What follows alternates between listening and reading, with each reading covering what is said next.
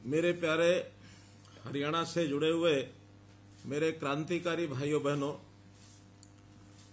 आप ये कहेंगे कि हमको क्रांतिकारी क्यों कहा है।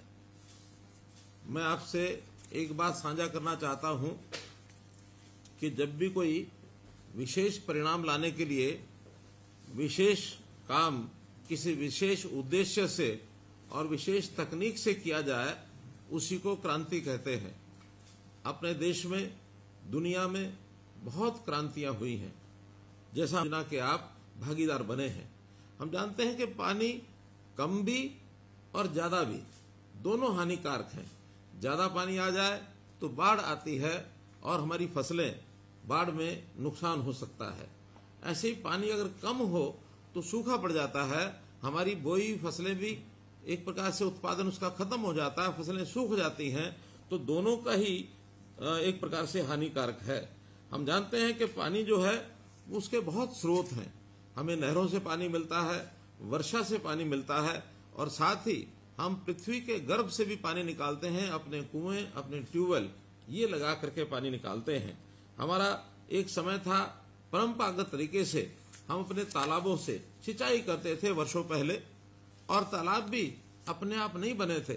तालाब भी हम देखते हैं गांव के किनारे बहुत से उस समय के लोगों ने अपने अपने गांव में बड़े बड़े तालाब खोदे ताकि इस वर्षा के पानी को हम इकट्ठा कर सकें और उसका उपयोग कर सकें दैनंदिन जीवन में भी और सिंचाई में भी।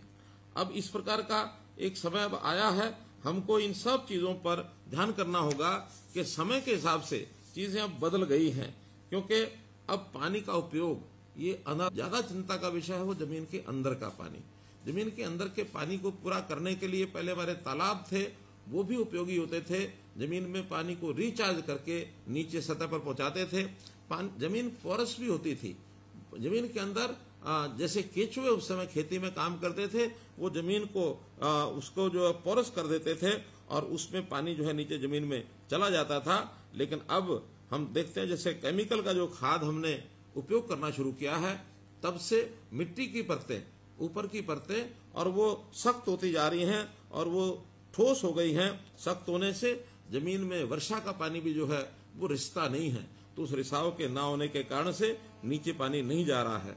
हमने इसके लिए कुछ प्रयोग करने शुरू किए हैं, जैसे रिचार्ज वेल, जैसे पानी जमीन के अंदर वर्षा के दिनों में कैसे जा सके, लगभग 1000 रिचार्ज वेल ये हमने बनाए हैं। इसी प्रकार नई झीलें और जो पुरानी झीलें हैं और तालाब हैं उनको साफ करने का काम, नई झीलें बनाने का काम ये हमने किया है। इसके लिए हरियाणा में तालाब प्राधिकरण ये भी हमने बनाया है। उसको कैसे स्वच्छ किया जाए, कैसे उसकी शुद्धता बढ़ाई जाए, कैसे उसके पानी का कोई उपयोग नहीं हो पाएगा, इसलिए हमने इस कार्यक्रम को शुरू किया, जिसका नाम दिया हमने मेरा पानी मेरी विरासत। और मेरा पानी मेरी विरासत के आए, उन्होंने अपने खाने में चावल खाना छोड़ दिया। और क्यों छोड़ा? वो कहते हैं कि 1 किलो चावल के उगाने में, उसको पैदा करने में 3000 लीटर पानी लगता है। कह लगे अगर मैं पाव भर भी यानी चावल अपने भोजन में खाऊंगा तो 750 लीटर पानी इसको मैं खराब करूंगा। तो इस प्रकार से एक संकल्प के नाते मैंने एक उदाहरण दिया है। लेकिन क्या हमारा किसान ये अपनी खेती में विविधीकरण करके अन्य फसलों का उपयोग यानी पैदावार करके क्या उसका पानी का बचाव नहीं कर सकता? निश्चित कर सकता है। जब बातचीत हुई तो हमारे किसानों ने कहा कि हमारी थोड़ी आमदन घटेगी। हमने कहा आमदन अगर घटेगी तो हम इस काम के लिए एक बहुत पवित्र कार्य है, हम स्टेट का जो बजट है वो भी इसमें लगा सकते हैं। आपको घाटा शायद पूरा तो ना भरपाई हो सके, लेकिन जो कारण है उसको यदि आप समझेंगे तो उसका कुछ थोड़ा मुआवजा हम भी देंगे। तो हमने 7,000 रुपया प्रति एकड़ ये मुआवजा शुरू किया आज से 2 साल पहले 2020 में। और मुझे बड़ी खुशी है कि आप सब लोग जो आज जुड़े हुए हैं, हजारों की संख्या में आज जो मेरे साथ किसान जुड़े हैं, जिनको मैंने हमारे क्रांति मित्र ये कहा है, जल क्रांति मित्र ये हैं, अमृत क्रांति मित्र हैं। आप सब लोगों ने उसमें सहयोग किया और मेरी जानकारी के हिसाब से 1,74,464 एकड़ पिछले 3 साल में, और इतनी जमीन पर चावल छोड़ करके और दूसरी फसलों के ऊपर आपने जो काम किया है, चाहे उसमें मक्का है, कपास है, बाजरा है, खरीफ की दालें हैं, खरीफ तिलहन है, सब्जियां हैं, चारा है, पॉपुलर सफेदा, ये भी हमने जोड़ दिया है। तो ऐसे लगातार हम तीनों वर्ष में जो रिजल्ट निकाल पाए 1,74,000 और 464 एकड़ भूमि पर हमने अपनी बिजाई दूसरी फसलों को बो करके एक बहुत अच्छा काम किया है। और मैं चाहूंगा कि आपने जिन्होंने काम किया, ये एक पवित्र कार्य, पुण्य कार्य किया, अपनी अगली पीढ़ी के लिए किया। और इसमें लाभार्थी आप नहीं हैं, लाभार्थी तो सारा प्रदेश है। यानी हम कहेंगे कि हम लाभार्थी 7,000 रुपए के हैं, 7,000 रुपया तो केवल एक थोड़ी मात्रा में आपको जो आपको नुकसान होगा उसकी पूर्ति करने के लिए दिया। लाभ तो हमारी अगली पीढ़ी को हो रहा है, पूरे प्रदेश को हो रहा है। आप तो इसमें कर्म करने वाले कर्मार्थी बने हैं। कर्म करना ही हमारे लिए बहुत के लिए कराना है। और हमने तो यहां तक कहा कि अगर, क्योंकि हमारे किसान भाई जानते हैं कि 3, 4 साल, 5 साल के चक्र में एक साल फसल न बोई जाए तो फसल की उपजाऊ जो शक्ति है वो बढ़ती है। आप अगर विविधीकरण से दूसरी फसल न भी बोएं, लेकिन धान की जगह फसल को आप खाली भी रखते हैं तो जमीन का उपजाऊपन बढ़ेगा और उसके बदले में भी हम 7,000 रुपया ये आपको देने वाले हैं। एक दूसरा तरीका पानी को बचाने का हो सकता है डायरेक्ट सीडिंग, सीधी फसल की जो बिजाई है धान की, अगर वो करते हैं उससे भी हमारा पानी बचता है। इसके लिए भी हमने 4,000 रुपये प्रति एकड़ इसका जो अनुदान है ये दिया है।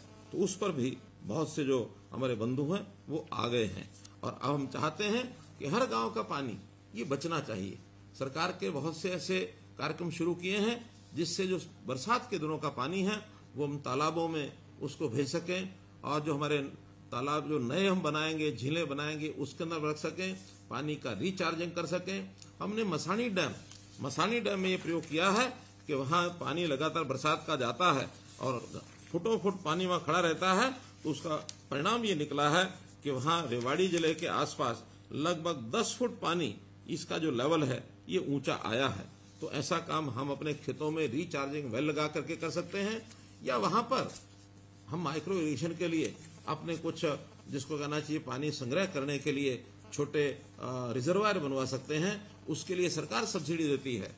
हम माइक्रो इरिगेशन का अगर प्रयोग करते हैं तो सरकार उसके लिए भी 85% ये सब्सिडी देती है। तो पैसे का उपयोग करके भी हम पानी को बचा सकें, ये बहुत ही एक आवश्यक कार्य है।